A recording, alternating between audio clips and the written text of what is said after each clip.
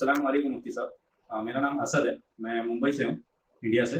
اور میرا یہ مسئلہ ہے کہ میری والد صاحب کی 2 دکانیں تھیں، اور ہم 4 بھائی بہن ہیں، میں اکیلا بھائی ہوں اور مجھے اور 3 بہن ہیں اور تینوں بڑے ہیں۔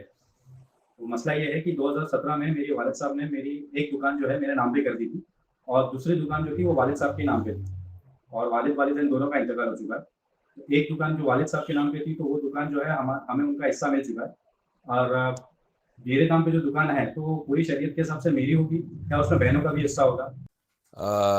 والد صاحب نے جو دکان آپ کے نام کی تھی تو اس وقت کیا کہا تھا انہوں نے کہ جی یہ میں نے اس بیٹے کو پکی سچی مچی کی دے دی ہے، یا صرف ڈاکومنٹس کیے ہیں آپ کے لیے؟ ایک بات۔ نمبر 2، پھر آپ کو مکمل قبضہ بھی دیا تھا کہ نہیں دیا تھا؟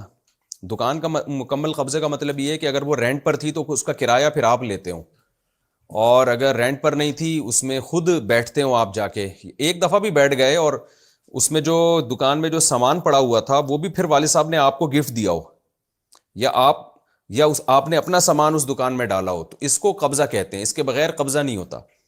تو اگر والد صاحب نے آپ کے نام کی تھی لیکن آپ کو کہا تھا کہ صرف آپ کے نام ہے، دکان کے آپ مالک نہیں ہیں، یا اس طرح کی کوئی بات کی نہیں انہوں نے، تو پھر تو والد صاحب ہی کے سمجھا جائے گا۔ اور اگر والد صاحب نے آپ کو مکمل قبضہ دے دیا تھا، نام بھی آپ کے کر کے مکمل ہینڈ اوور کر دی، تو یہ اس کی علامت ہے کہ وہ آپ کو گفٹ کر چکے ہیں۔ تو ہینڈ اوور کرنا ضروری ہے، اور ہینڈ اوور کا مطلب یہ کہ اس میں یعنی دکان سامان سمیت آپ کو گفٹ کی ہو، یا دکان میں سامان آپ نے اپنا خود سے لا کے ڈالا ہو، یا دکان رینٹ پر ہو تو اس کا کرایہ پھر آپ لیتے ہو۔